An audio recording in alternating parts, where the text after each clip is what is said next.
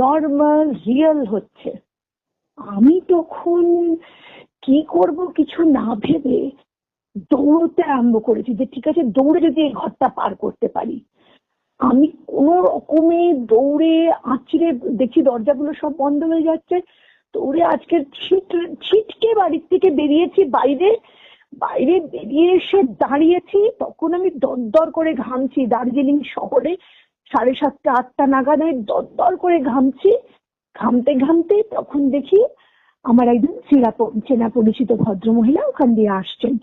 উনি বলেন, কি হয়েছে বেটা, তুমি এখানে এরকম দাঁড়িয়ে আছো? আনছি আন্টি, আমার আমার মনে হচ্ছে এটা আমার বাড়ি, কিন্তু এটা তো আমার বাড়ি নয়। তখন আন্টি বলছেন, না এটা তোমার বাড়ি নয়, তুমি তো ভুল বাড়িতে ঢুকে পড়েছো। এটা তো, বলে উনি বললেন এটা এক সাহেবের বাড়ি। তো আমি বললাম, তো তাহলে তাহলে আমি এখানে